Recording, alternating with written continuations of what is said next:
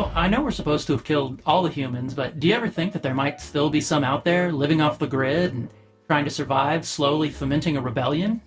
That's an unusual fear. Probably not. What makes you say that? Well, it always goes bad for the humans in the post-apocalypse. You only say that because of movies.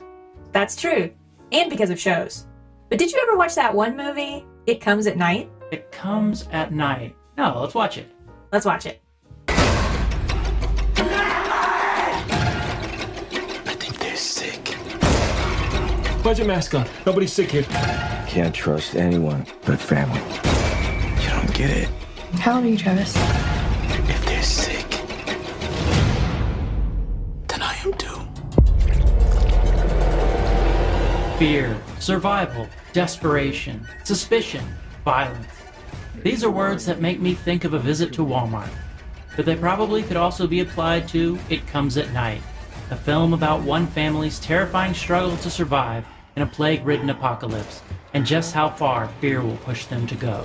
Just what is it that comes at night? All right, so what did you think of It Comes at Night? It Comes at Night is hard for me to rate. I liked watching it, but I didn't like watching it at all. It's uncomfortable. The humans make me uncomfortable. It really reinforces that humans are terrifying, and I think that it kind of falls into a whole genre of fiction, movies, television shows that's about when the chips are down and all humans are trying to do is survive in the most basic way, that they become really terrifying and really dangerous. So I think what you said about this being a movie about what makes all the humans bad and terrifying, that's a great theme for this review. So the first thing that makes humans bad is various plagues and sickness and various bodily fluids. It's all disturbing. It is. It's very disturbing. I think this very much comes out of the popularity of zombie movies and zombie fiction. I definitely thought at some point that it reminds me a lot of The Walking Dead, if only you didn't have zombies and every decision they made wasn't stupid. What decisions did they make right in this movie? Everything they did, without giving too many spoilers, everything they did was based on a clear logic. They thought they were doing the right thing to help them survive. But it was a logic based on fear. Yes, and with basic survival being their only motive, all moral questions were set aside, and that makes for a very disturbing film. And it does make me ask a little bit the deeper question of why are these kinds of movies so popular? What is it about humans that makes them want to investigate their most primal need to survive and what they would be willing to do in order to achieve that? Yep, and what comes at night, that's the humans. The humans come at night, and they're terrifying. Yes.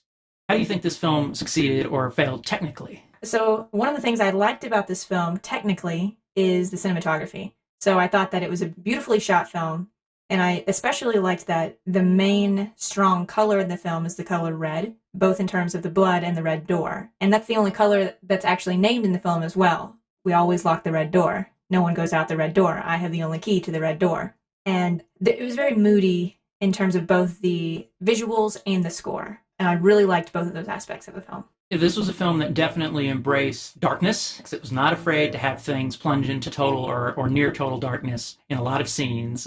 And the score definitely blended with sound design to create this pervasive tension. At the very beginning of the movie, there's this slow pan shot to the painting that's in the son's room. And that painting really made way for the look and feel of the rest of the movie, especially in terms of sort of embracing the horror and that darkness. You don't know what's there. Yes, it set the mood and the tone.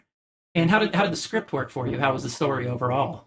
The story was fine. The story didn't feel particularly original. It felt very commonplace out of the sort of subgenre of this post-apocalyptic fighting for your lives and your family.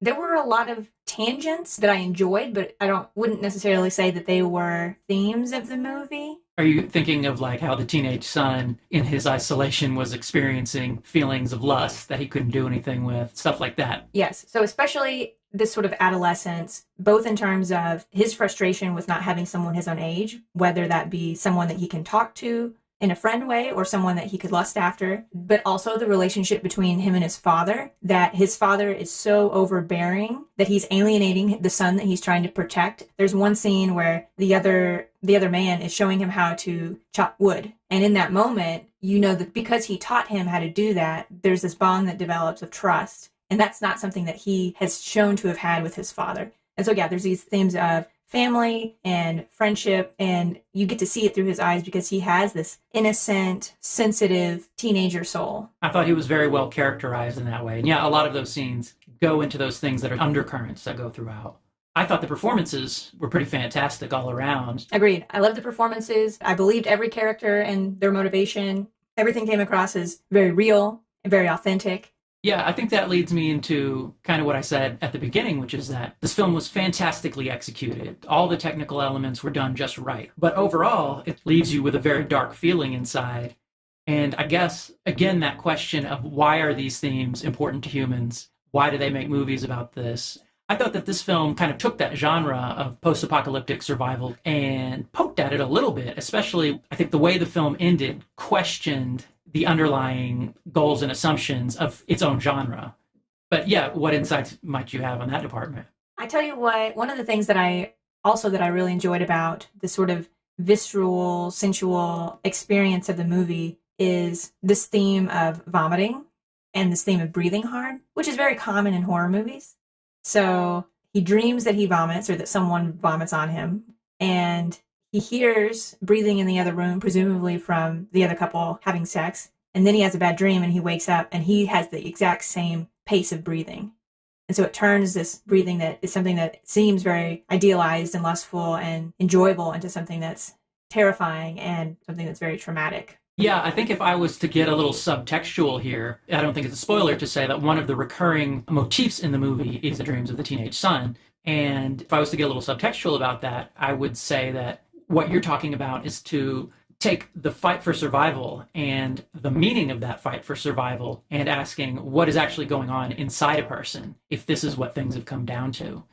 I think that humans living in a complex first world society where their anxieties and issues do not center around basic survival, the simplicity of a basic fight for survival is appealing in a certain way. It's not easy, but you know what to do. Your anxieties aren't these broad, vague existential things. They're, I must survive. I must shoot a zombie. And so I think that that's the appeal. And I would take it with the subtextual themes of this movie that they're questioning that a little bit. What does that say about you on the inside? And yeah, I agree with you. And I think it reflects in the movie in that you've got this house and you've got this family and you've got a little bit of the property beyond the house. And then you've got the inside of the house, the red door. And what happens in this apocalyptic time? You don't go out and search for answers. If anything, you continue to retreat. You retreat to your property. You retreat into the house. You retreat to your room.